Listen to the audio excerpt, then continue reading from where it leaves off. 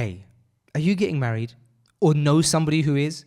If so, you've probably been stressing over venues, locations, cars, menus, destination of holiday post-wedding. But here's one thing you don't have to stress about. The most important part of being married, the nikah. And the officiating of the nikah. How's that going to go down? Who's going to do it? Well, the Nikah Co have got your back. Who's the Nikah Co? The Nikah Co are the UK's leading bespoke nikah service provider. They have a team of qualified imams who have officiated over 800 ceremonies. Look, your nikah is the most important part of the day. And the Nikah Co can take care of everything from officiating the nikah, consultations beforehand. They'll do a Qur'an recitation and give a relevant speech on the day. The Nikah Co are giving 5% off all of their services to Freshly Grounded listeners. Just quote Freshly Grounded when you speak to them or make an inquiry. And you can make an inquiry at thenikahco.com. That's TheNikahCo.com. Thenikahco.com. It's only 1K, by the way. Or you can hit them up on socials at the Nikah Co. Quote Freshly Grounded for 5% off. Remember, hey, this is your wedding, okay? Let's start taking it seriously. Seriously? Take it seriously, okay? And do it right. Hit up the Nikah Co. You guys will know Imam Shabir Hassan, who I've been on Illuminating podcast. He hosted that many moons ago. He seems to be running this operation like a well-oiled machine. So go and check them out. That's the nikahco.com. Let's get into the episode. Assalamu alaikum. Welcome to Freshly Grounded. This episode, we're talking business, doing business ideas. We're making, we're trying to figure out what are the big trends right now in business. What are the ideas that could lead you to $1 million company? And we're asking the question, can you do that in a way that's permissible, inshallah? Is there things to avoid? That's what we're talking about. Join us. Okay. Assalamu alaikum. Wa alaikum salam. It's been a while, man. It has been a while. She did a handshake? You looked at my hand, but I'm not sure. No, I actually wasn't looking at your hand. Now let's handshake. I thought you were. You can shake my hand and see my Zahar. That is a very nice pinky ring. Yeah, this is my favourite one.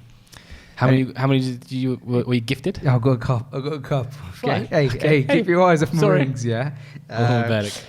Fine. Okay, so let's get started. Let's get started with so I have a pinky ring. We get it. Yeah. You got a pinky ring. Fine. Let's move on. I have a business strat straight off the bat. Wow. Is that that? Yeah. We've got a little business strategy here. So I've spoken about this on mainly on to you ad nauseum. But other than you, I spoke about it on a personal YouTube video. So in a personal, but I want to talk more about the potential of money that can be made and why I think it's a great halal business. So this is newsletters, so email newsletters. So I actually want to find out I want to find the write-up I did about it. Where can I find that? Because did I send it to you in an email or anything? I didn't, did I? It's just like sitting on the cloud. Possibly. It's probably in Google Docs somewhere. Yeah. Or inside Beehive. It is inside Beehive, yeah. But should I just do it off the bat of the noggin? All right, fine. Yeah. So I'll do a quick TLDR of the concept because I did speak about it in a YouTube video. So I'm conscious that a lot of people listening to this may have already gone over that. And then I want to go into like the numbers of it. So the TLDR is that just like podcasts got huge about 6 years ago, and then like started going growing at the speed of lightning in the last 2 or 3 years. I think that we're at that stage now, like where podcasts were 6 years ago with newsletters, email newsletters. And so I think like the obvious question you would ask is, well, the email's been around since the 1980s or 1990s. Why is that exciting now? Like I mentioned in the YouTube video, like you're a bit late to the party. And my argument kind of in response to that is, first of all, yes, emails have been around such a long time. And that's one of the reasons why I think this is going to be hugely successful, because it's a proven platform or method of contacting people that has stood the test of time. The second thing is that this is a different type of email newsletter, and this is really something that became popular or was made popular by, I believe, the Morning Brew and the Hustle. So Morning Brew and Hustle are two newsletters which basically break down business news and tech news in a daily email. And the kind of allure of them is that they do all of the heavy lifting in terms of research, and then they put that all into a really easy 5-minute readable newsletter. And it's also super quirky, it's got GIFs, it's got memes, but ultimately you get within 5 minutes. The tagline for these emails, kind of for a lot of them, is get smarter in 5 minutes. That's Morning Brews. Or Milk Road, which is about crypto, is like get smarter about crypto in 5 minutes. The point is what it says on the tin. You're drinking your morning coffee, you're reading a 5-minute newsletter. For a lot of people, they're going to be reading it on the bog, and you're reading in 5 minutes all the updates in the last 24 hours in the business or tech world. So how big is, for example, Morning Brew? Well, there was a report put out by it was a report by a marketing platform, Stacked Marketer, I think it was called. Okay. And they basically said that Morning Brew are charging $50,000 for. So they got at the time they had, I think, something like 2.2 million email subscribers, and they were charging $50,000 for sponsorship, which worked out. I can't remember if this is for 2.2 million, but however many subscribers they had, it worked out as a $20 CPM, which is quite low. So CPM is cost per milli, so essentially cost per 1,000 subscribers. And a CPM is generally what's used in the industry standard for a lot of content advertising. And CPM for newsletters can be anywhere from $20 to like $50, and so 20 is super on the low side, but not when you're talking about millions of users. And therefore they're charging $20, it seems like, and they're charging about that and that works out to about $50,000. My maths might be off in terms of like where their subscribers are, but they are charging $50K for sponsorships. Their daily newsletter, they're so big that they pretty much get sponsors every single day, and therefore they turned over in 2020, so 3 years ago now, $20 million in a year. That was the number, wasn't it? Something like that, yeah. So that's the potential of how big they can get. And I'm about to tell you how you can make $1 million, how any Abu Bakr or Zaid, as Sheikh Abu Salma says, can make $1 million from the newsletter game within very quickly. Within very quickly. Go on then. Okay? Before the end of this podcast. Hey, within very quickly. Yeah. You want to know how long? Within very quickly. So that's the kind of like overview of newsletters. So why now? Why is it getting big now? Because Morning Brew has been around for a few years. I've been subscribed to it about maybe like, I want to say like three years maybe. So why is it they were so popular? They've been so popular for so long. Why is it now all of a sudden this has become something that I'm predicting is going to be the new best way to make money in a halal way? Well, one of the reasons is because, first of all, these things take time. So something becomes popular, and then it takes time for it to become something that somebody once bootstrapped or raised a lot of money to make it into a consumer product, to get to a point where that thing then becomes something that everybody can use in their own hands and access very easily. That's just the way the world works. And so another example of that could be something like, I don't know, AI is probably a good example, but that's probably too broad of an example. But I know. Okay, I'll give you an example that's more comprehensible in like a standard form, which is a teleprompter. So back in the day, teleprompters were used by big TV productions, BBC, ITV. Presenter reads off the teleprompter. They're staring right at the screen, but actually, the viewer, it looks like they're just looking at you. But actually, between the lens and them is a teleprompter that's like got the script. at the beginning, for many years, probably it would have been the dream to have something like that in your house. Now, for what, 20 quid on Amazon, anybody can buy a teleprompter, hook it up to their phone, and you've got teleprompter. 20 quid only, yeah? I don't know, maybe. No, actually, it was about £100 actually. Yeah. But it is very affordable. Exactly, yeah. So, we have a teleprompter at Freshly Grounded that we use for some of our sponsorship slots and stuff like that. And it's very helpful. So, likewise, that's one of the reasons. Now, within that is that 18 months ago, something monumental happened. Now, I believe it's monumental, and I've been speaking to everybody about it. But, and what that monumental thing is that a platform called Beehive was launched. Now, there have been other platforms like this. So there's Substack. There's obviously MailChimp, which I think nobody really rates anymore. They used to be my go-to. MailChimp used to be I know, they used to be my absolute go-to, man. But same. I can't believe it. It kind of fell off a little bit. And you know what? I'm such a... If I'm using something, I'm so married to it. Yeah. Even if there are other features, even if other products I know in the back of my head are better. So Kareem tried to break that within me when he came to Freshly Grounded, which was really helpful because he'd be like, for example, we used to use WooCommerce, bro.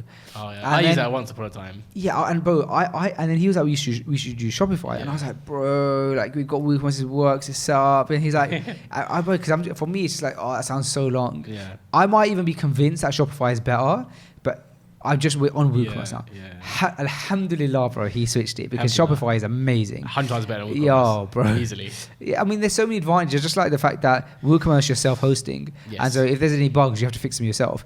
With Shopify, they've got a whole team of engineers full-time fixing bugs. WordPress, which is what WooCommerce is like built on, is built to break, man. Like it's basically a feature of WordPress now where it's like, there's going to come a point where the 7th plugin you've used, you're going to have an update and that plugin doesn't work and that breaks the whole site. Exactly. But you needed that plugin for the whole site to work. So it's like, what do you do? So I've been there so many times with WordPress, man. And yet we still go back to WordPress when we want to Not anymore. After what I did, for a while, I was in this loop, this horrible,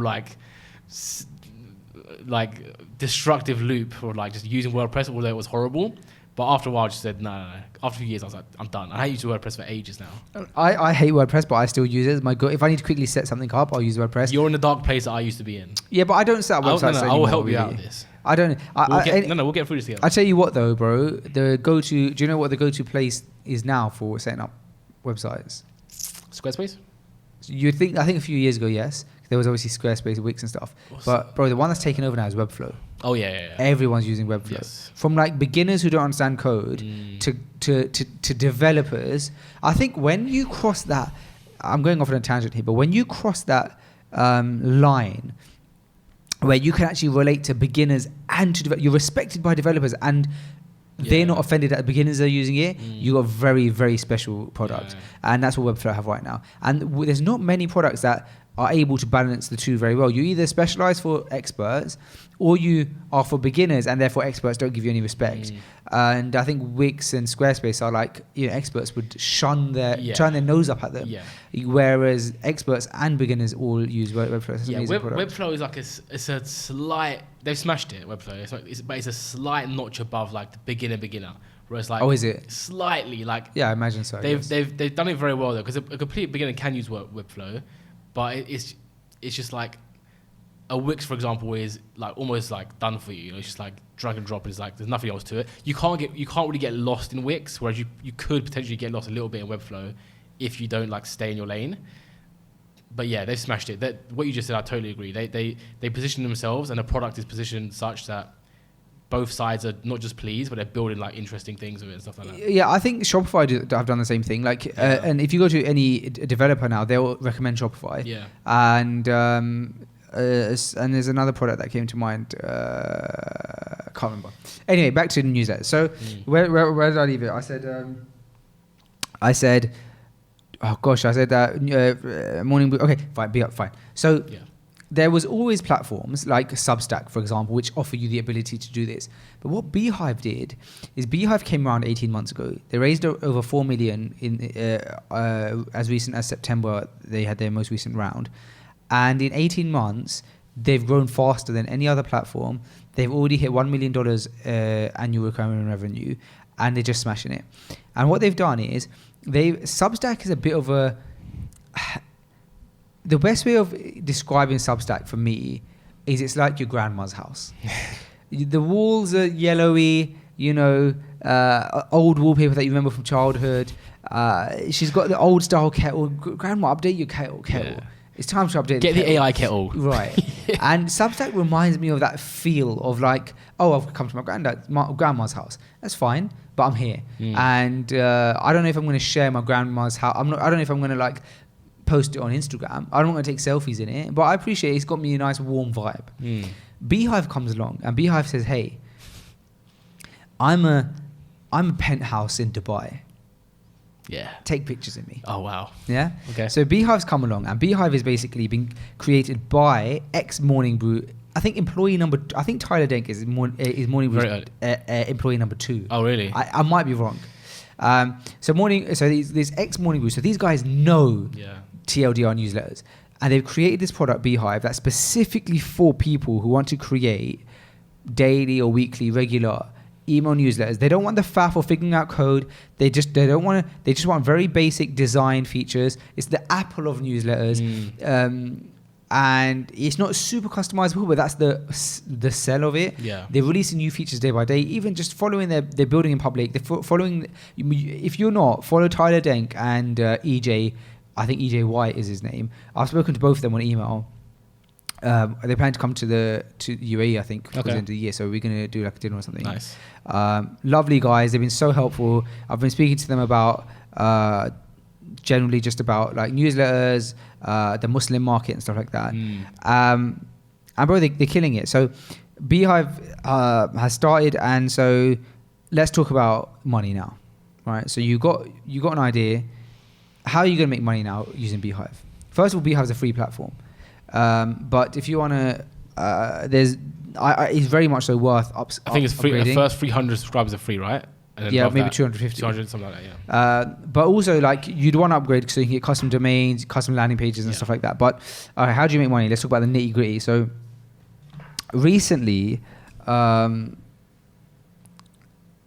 guy, I'm going to find the exact tweet. A guy called Matthew something, put out a tweet explaining how to make your first $1 million, how to make $1 million by newsletter. It's in the comments of my YouTube video, so I'll find it quite easily, actually.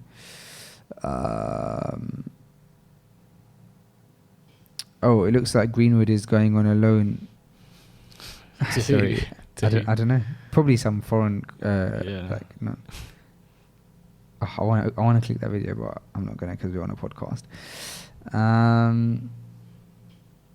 Which, by the way, is another thing, is I've started uploading on YouTube again, but that's a different story.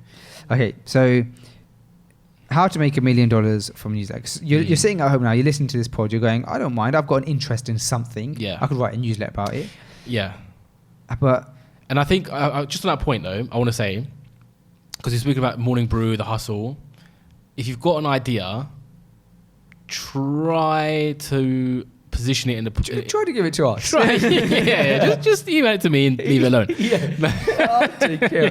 Don't worry about it. Yeah. Try to position it in such a way that you're going to attract subscribers to your newsletter that actually are willing to spend money, let's say, right? So, for example, The Hustle and Morning Brew, they were doing business news. Yeah. Right? So, off the bat, you're talking to people who are interested in business. So, that now you just... organically, you're bringing in founders of businesses, people who want to do startups, employees at a high level, so on and so forth. All right. If you were going to do a newsletter about knitting, there's still value in that. Yeah. But try to position that in a way that's like, going to attract people who are interested in investing in knitting, for example. So that the sponsors can. That's right. So because the reason I'm saying that, the sponsors, your potential sponsors. They're only going to sponsor you if they think they're going to get an ROI from that, return on investment, right? So you need to make sure that your audience is ready to buy, quite frankly. Yeah. So when you do a sponsors on and they're selling their elite knitting equipment, hardcore knitters, people are going to buy that, and not just like people who are extremely hobbyist about that particular topic, wherever it may be, but they're actually interested to a point. And the topic itself, I said knitting, probably not the best example, because the topic itself has got to be something where an investment is sort of required to be in there. Again, like business, for example. So a good example would be golf, right? Golf, generally speaking, you talk about relatively high net worth people. Golf's a great one. Yeah. The clubs cost money. the actual clubs, the golf clubs that cost money to get in. So there's a lot of money I'll tell you sloshing another around. one. Parents. Yeah, exactly. Parents spend money on their children. Mate, yeah. I'll tell you. Shall I tell you what I think is going to be huge? Golfing parents. .com. Homeschooling, bro. A homeschooling newsletter would kill it, bro. That's such a good idea. Make millions. Let's do that now. Look, this podcast off. Let's do that right now. Yeah, bro. Honestly, that is a very good idea. Kill it. And specifically, I'd say like even like Muslim homeschooling. Oh, well, don't give away now our products. .com.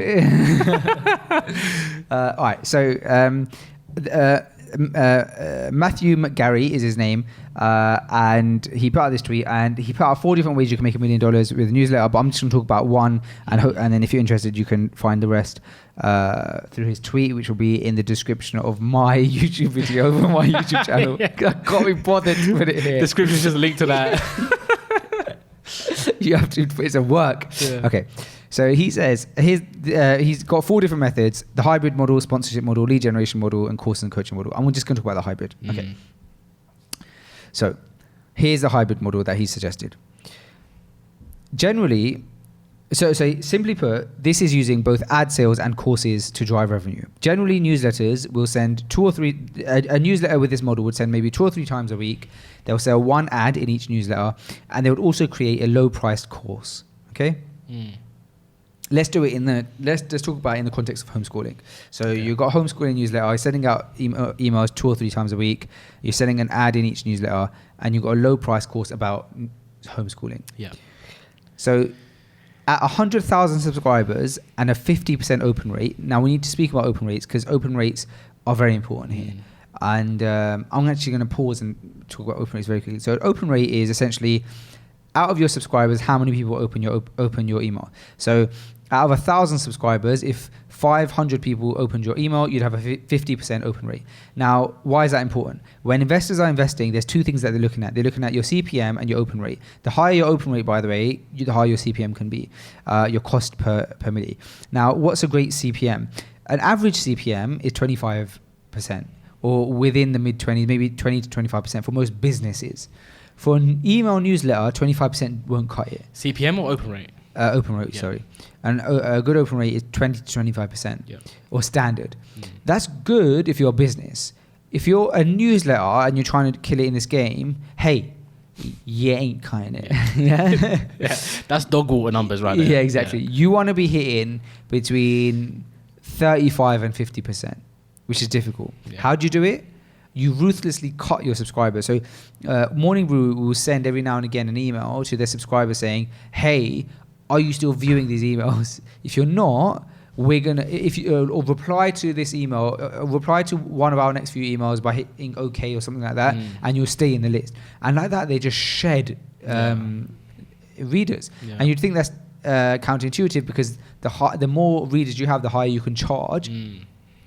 But open rate is that important. So let's go back to this. Let's carry on going over Matt's tweet. So he said, at 100,000 subscribers and a 50% open rate, you can sell ads at $2,500 per slot, which is a $50 CPM. Personally, I think that's a bit much. I don't. As a marketing manager, I don't see where $50 CPM is realistic, and we've dealt with many. But again, that probably comes into like as a marketing manager. Sorry, continue. It comes into like what the industry, because that dictates it basically. Because we say like between 20 and 50.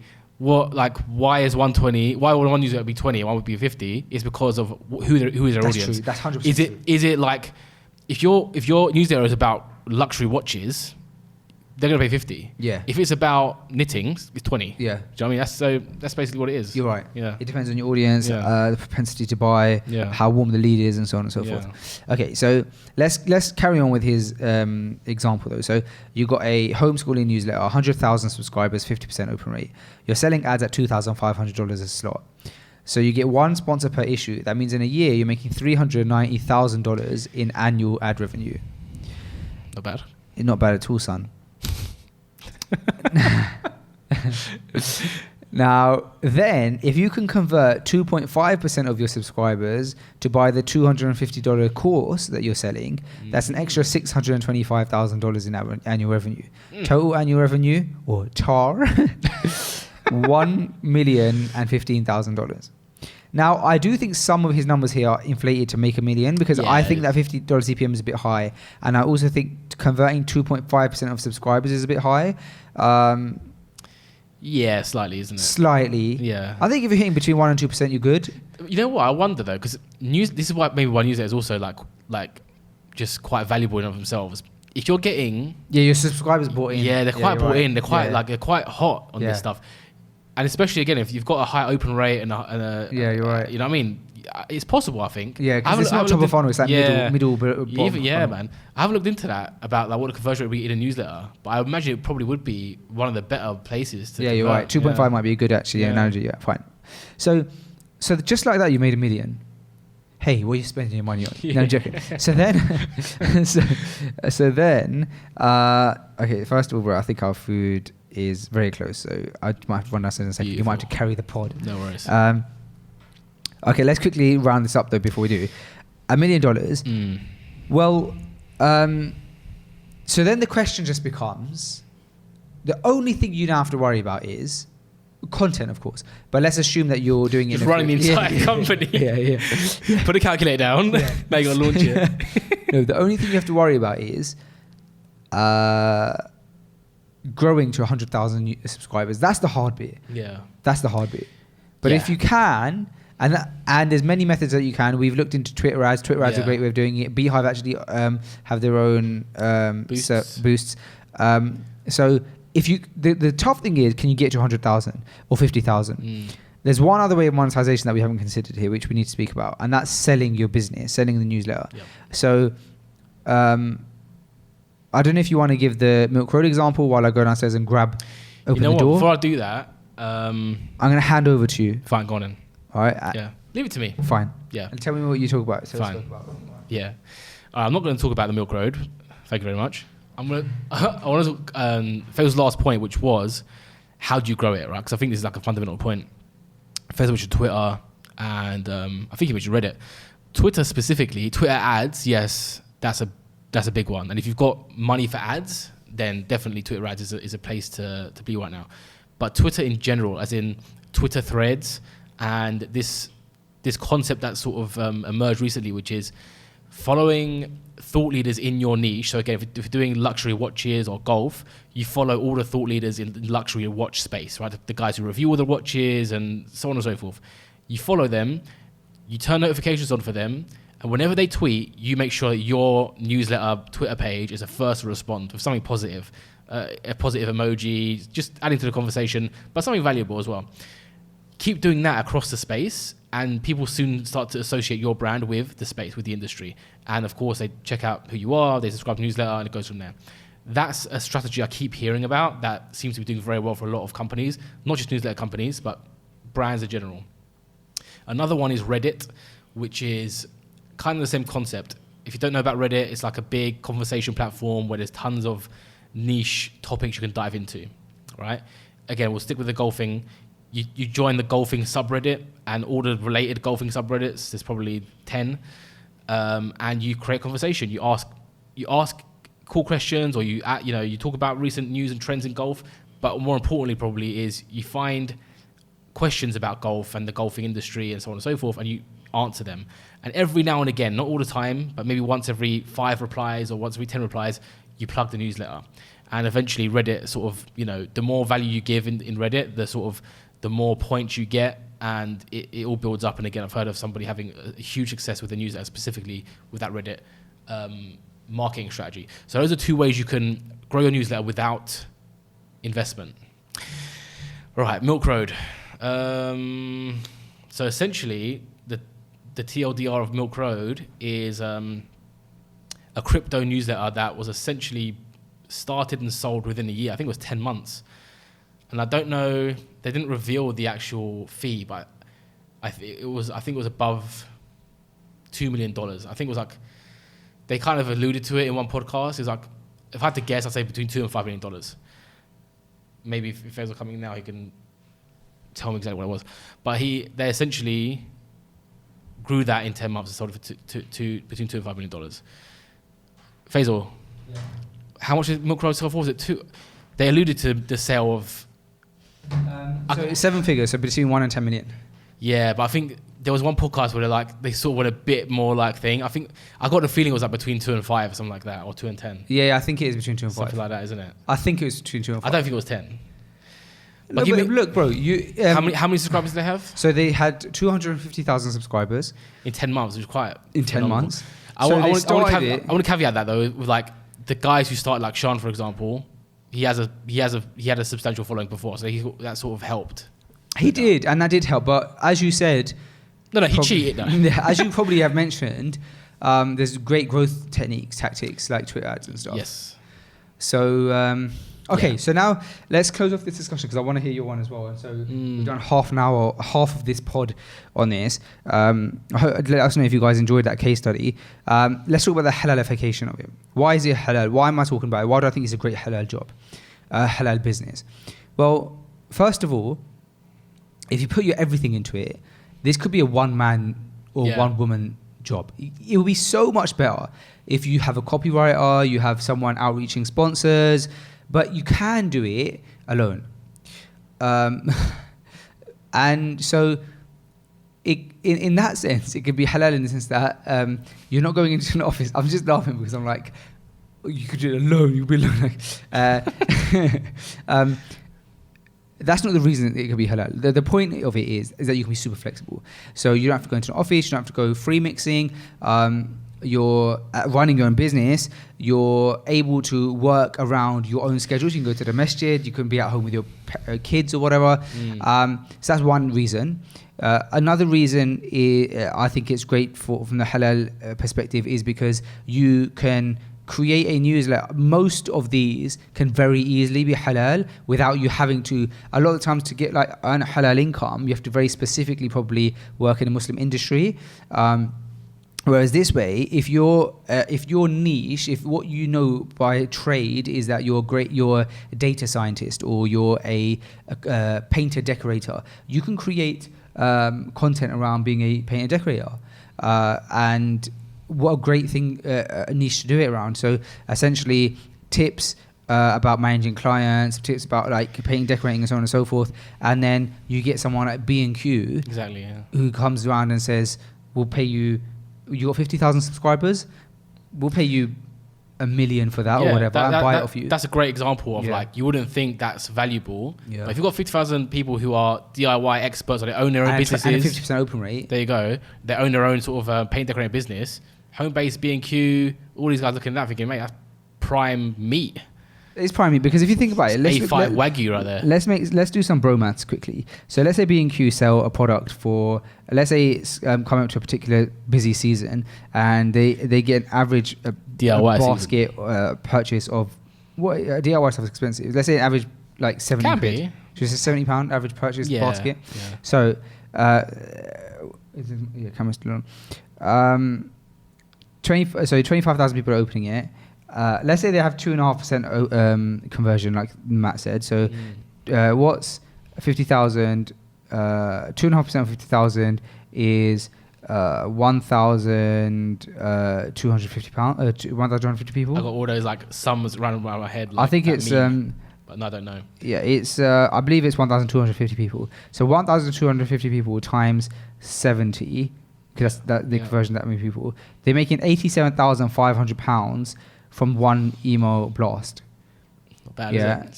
So if it's daily. So the value of that, if they're doing two of those a week. Fine. Yeah. Let's be realistic here. Paint decorating. They're making today's colour. They're doing 700,000 in revenue a month. Mate, that's amazing. And so So will they buy that off for you for $1 million? Easily. Wait, it's too low. Too low. Hey, B&Q, raise your price. That's that's them. It's 8.4 million in potential revenue. That's how much. That's half of what Benzema is going to be taking home every month. Yeah, exactly. Just become a footballer. Get 100 million. Look, if you learn anything from this podcast, it's don't do newsletters. Become a footballer. Exactly. We've actually mathematically proven that it's not worth it. All right. So anyway, that's my breakdown for today. In our attempt to do more of business kind of halal business kind of podcast. So I'm going to now hand the baton over to you. Any comments on that? No. That was good. You broke it down very nicely. I think if you're super clever, you try and create loads of newsletters and take over an entire industry. And one thing to mention here, it's kind of idea agnostic, but newsletters, I think, is like a good one for it. Acquire.com. Everyone should know about acquire.com, right? Yeah, you were saying, yeah. You go on there, you can sign up for free to see. It's basically a business marketplace. So most of it is like SaaS companies, small SaaS companies. There's also some massive SaaS companies that be on there for multiple millions. But you can go and see people who are basically building a Google Chrome plugin or a WordPress plugin or a Shopify plugin. Sometimes it doesn't even have revenue. They just build it, no revenue. You haven't even launched it really, but it works. And they sell it for either a few $100s or a few $1,000s, depending on how good the plugin is. Newsletters also get sold on there. Small ones, medium-sized ones, large ones. So you can go and see. First, you get ideas for newsletters because you'll see the kind of topics, and you'll kind of see what kind of price you can get for the size of newsletter. So it gives you some good anchoring. But again, that works for anything. That if I was a technical person, I could develop things. I'll probably just build Google plugins and just sell it for like $2,000 a pop, just bang those out. Yeah, bro. Even as a digital project, you can sell something for like $10, bro, like a Google plugin. Yeah. And just have 1,000 people buying it a month. You can sell that, and then you made good money. Yeah. There you go. You make good money on that. Okay, I want to talk about an idea. Okay. Mine is job boards, but for very specific niches. Okay, so I'm interested in this for the following reason. I've heard over the past year quite a lot that job boards are a great money-making business. Look, everyone should start a job board. I've heard if you have a newsletter, one of the ways you can monetize your newsletter is by having a job board that you, I suppose, promote it through the newsletter. So, but all I know of job boards is it's a website where you can post a job that you're offering, and people who are looking for jobs will go to it. Why is this such a good business? Because two things are happening. One, certain niche businesses or a business that's got a niche role, like maybe a data scientist, for example,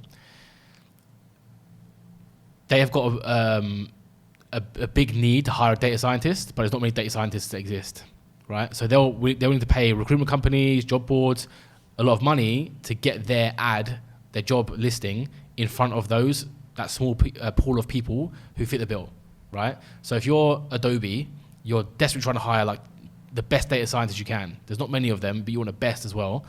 They're going to pay a lot of money to to recruiters and so on and so forth to make sure that that's getting seen by that like top 1% of like whatever. Maybe it's only like 300,000 people on earth that even can do that, right? So there's a lot of demand and not that much supply from that perspective. So that's one. Okay. The other perspective is other industries where the demand and supply is flipped. There's a lot of workers in that particular field. I won't give an example, but let's just say no example. But there's not many people hiring for that, right? So now the issue is there's a lot of people who've out a job looking for one, and the jobs just aren't that plentiful to hire everybody. So in that case, that sort of supply demand is just flipped. So as a job board, you got, depending on the industry you're focusing on, you can charge one or the other. So is what people pushing here that just like what we said with newsletters, you should create newsletters in your own niches, that you can create many different job boards within the many different niches. So yes, you can create a job board specifically for paid ad experts. That's it. But again, you've got to choose it wisely because it can't just be anything. Okay. It has to fit one of those two things I just said. Either companies are really demanding this type of person, i.e. a data scientist, AI guy, whatever, or the demand is on the other side where there's not that many jobs, but there's millions of people looking for that kind of job. So like muslimjobs.io.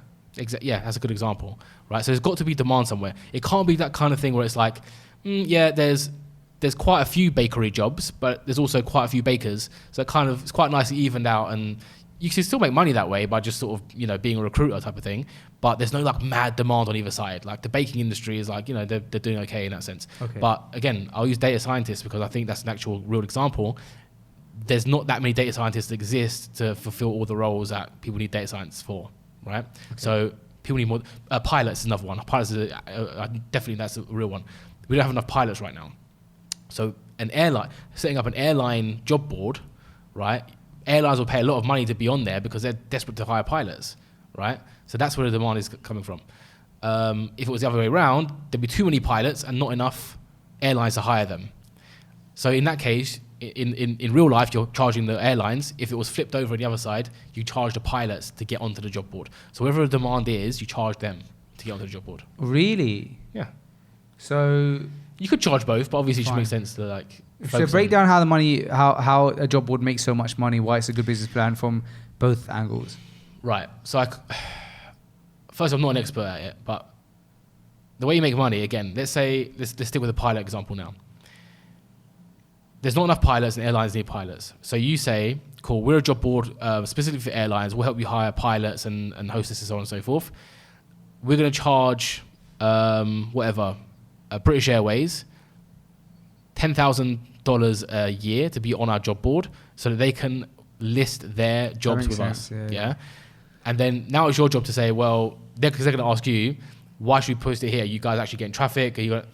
Cool. So you got to figure out the ads to drive the traffic as well as content and stuff like that. But if you can do that, then you've got a ready market that is willing to pay you money because they're desperate for pilots. Yeah. So you charge British Airways, American Airlines, Lufthansa, whatever, 10,000. How did Lufthansa come to mind? I don't know. 50,000, 10,000 too low to be honest with airlines. Whatever it's going to be, you need to do market research to get on that job board, and then your job is now, cool, oh, British Airways, you've got seven listings for pilots in these areas, these cities. We're going to run ads to make sure that pilots in those cities and so on and so forth see it and apply to it. Okay, I can see that. From the B2B aspect, I can definitely see that you have this job board and for pilots, it's the go-to job board. Pilots are looking there for jobs. Yeah. And so you've got this niche market. You own that market. You even have a newsletter that's like specific to pilots. So you're really in a great relationship with that particular demographic of people. And so then you go to the businesses and you say, give us 10 grand a year. Exactly. If you sign 10 businesses, you're making 100 grand a year. There you go. And it fits in nicely with that's really good actually. It fits nicely. If you've got a pilot, and again, it's so you could do that one man from his home. Yeah. If you've got a pilot newsletter, you got whatever 10,000 pilots, yeah, and all the airlines are desperate to hire pilots. Do you know what would be a really good business idea, bro? Become the beehive of news. I'll tell you what, that is a phenomenal idea. That must doesn't really. You know what? That's a really good idea. WordPress, bro. WordPress. Get your guys on it. Your developers. I kind of have, in a sense, I kind of already have a platform. So yeah. I can sign up. Yeah, that's nice. And I can instantly have a job board created. I'll tell you what. That's a great idea. A fantastic. Someone's going to do it. I'm doing it, inshallah. Bring me in. That. Yeah, Bring me in. Mate. Give 25%. It's your idea, mate. You're in. Yeah. 50%. Bro, that's 25. Bro, do you know what you'd have to do? Because Beehive have smashed their marketing and their products and stuff like that. Hey, you emulate your Beehive. Yeah, honestly, why not? For job boards. Yeah, mate. Honestly, I'm loving that, and yeah, I'm kind of like halfway there already. Yeah, because I have heard. When you say halfway there, can we say you've basically said now? You might as well just say you've created a job board for a specific niche. That's right. I've created a job board for a specific niche, so I've got the code. Yeah. And yeah, I guess turning it into a platform, it's not going to be easy, but I think you need investment, surely. You say that. And don't call me Shirley. No, it's possible without. You think so? Yeah. Bro, Beehive had to raise, I think, $1 million to start with. And then it wouldn't be as good as Beehive off the bat. That's true. Yeah. It wouldn't. But you'd be surprised how far you can get with just a little bit of bootstrapping. Yeah. I have no idea how technology works in that level. Like, you have people sign up to your platform. Like, what do you host it on? AWS? Like, how does it work? Like, it's all these different questions come to mind. Like, I've built something similar, but I still don't really know. Yeah. It's kind of like I guess that's the developer's job, isn't it? Yeah, it's like Firebase and GitHub and like a few other bits and bobs. Oh, Netlify, what we used. Bro, which is like AWS. What, if job boards are getting big and thousands of people are going to start creating job boards, the average Joe sitting at home is going to start creating a job board, and you have a platform and you got even 1,000 people in there, and you're charging for your smallest plan $40 a month. You're making 40 grand a month, but then you have a $99 plan. And let's say now you got 10,000 users, and 70% of them are paying you £40. So you got 280 grand coming in per month. Yeah. From we need to give a name to this type of like these calculations where it's like fantasy, entrepreneur fantasy Bro calculations. maths, I think. Yeah. Like, there's actually a term, I can't remember what it Is is. there? 30, then 3,000 are paying you £99 a month. So you're making 300 grand basically. Then you got 10 on the enterprise plan where it's like £1,000 a month. Yeah, so you're making £600,000 a month. It's not bad, is it really? And I love monthly models Yeah. because, bro, you got recurring income. What is $83,333? No, just like not the calculator, which like that's basically that's $1 million ARR a year. So when you pass 83,333 a month, you're a million ARR. If you pass $83,000 a month, yeah, 83,333. Yes. That's $1 million. Bro, that's a sick idea. It is a very good idea. Honestly, that's potentially one of the best ideas you've ever had. But job boards themselves also a great idea. So okay, I'm quite convinced by it now. So if I'm not mistaken, I essentially you need to pick a good niche though. But let's say for example you pick a niche. There's got to be that demand on either side of the fence. Yeah, that's interesting because you've got to think, what is that niche? I suppose like I don't think it's that hard to find them. The thing is, most people will be listening to this thinking, "Oh, that's my niche." Like some people say, "Well, definitely my industry." There's no real big demand on either side. But other people will be like, "Oh, wow, yeah, that's my industry," because like we can't hire enough of these guys. Or, yeah. Do you know what I mean? So, yeah. But a bit of research, you'll find industries where like they're struggling to hire pilots or rather than industries, it could be a particular type of community. So like you've got Muslim jobs, but also like that's not even faith-based, but it could be like a community of pilots. Yeah, that's actually perfect. Yeah, pilots or like a community of like tech startup. Nomad's been done, but bro, that's not because remote jobs is huge, isn't it? Yeah, that's it. Remote jobs. Where is it? Remotejobs.io or something? I think so. Or was it .co? Something like that. Actually, Levels.io did break down how much money he makes from the job board. Let's see what he said. Because he builds in public as well. Okay, here you go. It's called Nomad List. Is it? Or is it called Remote OK? He's got two. I think that's... So nomadlist.com. Nomad List is not a job board. It's more like... he rates different countries based on how good they are to like working as a nomad. Okay, so Remote OK must be his. Must be, yeah. Yeah, Remote OK is his remote job board. It's actually really cool. Yeah, he's making currently $62K a month. Not bad, isn't it? That is amazing. So what's his pricing like? Who's I wonder like who he's charging even. Is it the job seekers or the job? It doesn't make sense. Are you sure that some of them charge job seekers? That doesn't sound right. Oh, unless you pay like a little £5 a month. Yeah, again, imagine you are, I don't know what kind of industry, man. Let's just... It's hard to find how much he's charging. Oh, here you go. Hang on. He's charging the business $400 a month. It doesn't say a month. It says $400 start hiring. But he has written his money as monthly, so let's assume it's monthly. Yeah, I'm assuming it's monthly. So $400 a month and he's making what, 63K? Yeah. So he has to have around 150 users. It's quite unquote not even that many when you think about it. Just get 150, but 150 companies to post jobs, yeah. But then once they got the job, they'll cancel membership, so there must be really high churn. You say that, but it seems like it's quite like a general job board. So it's like if that company's always hiring, which most big companies are, yeah, that's true. It makes sense to keep it open. But the churn still must be high. Probably not that bad, you know. $400, especially for a year, it's like chump change, man. Is it a year though, or is it a month? Even if it's a month, it's not even that much to these big companies. Yeah, that's true. To be honest, but yeah, I think like 90% of the time you're gonna be charging the businesses, but there's that 10%. I can't think of the industry right now, but it definitely exists where it's like someone's got a good degree in things, but there's just not that much going to the jobs. So I might feature job boards as a thing in the Fresh Uganda newsletter this week. I'll allow that. Yeah. I'm going to do some more research on how it makes money, Yeah, I think that's a good idea. and then I think No, I that- feel like we must be I think missing it's like 90% B2B, but I'm pretty sure there's a few industries where it's like people have got a degree and they really want that kind of job, but they're just not that really available. So they're willing to pay to like get access to jobs that like otherwise are just not available. yeah, I love the idea of businesses. Maybe we can discuss this on the next one. Businesses that you can charge other businesses, so B2B, but like a yearly contract of like £30,000 a year. You know what I mean? And so you just got to lock in. Data businesses like Yeah. cbinsights.com. Yeah, and but also stuff like CRMs. Yeah. Yeah. CRMs can charge that kind of money. So you're charging £30,000 a year. If you've got 100 people, you're doing what's 30 grand times 100? Oh, surely 3 million? come on. It must be 3 million. It has to be 30 million.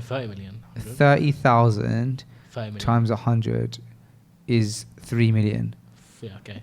So then again, and bro, if you think about it, bro, if you're just going hard at cold emails, cold sales, you're on meetings, you're putting people through your Calendly, through Loom and stuff like that, your mission is to get 100 in a year, 100 sales. You said one-time sale, 30 grand. And for big companies, if you offer good enough value, I don't want to downplay how difficult that is, but also it's achievable. Like it can be done. Like clearly, it can be done. yeah. So yeah. Cool, man. That was a good podcast. Happy with that one. Yeah. Same. Thank you so much, man. Appreciate it. Thank you for having me. Bro, this is not having you when you've been on it about 100 times. You having me. So, Jazakallah khair. Maybe we'll do another one next week, inshallah. Inshallah. Thank you guys for listening. It's gone past midnight here, so we're going to sleep. Yeah. Yeah? All right. Take care, guys. Good night.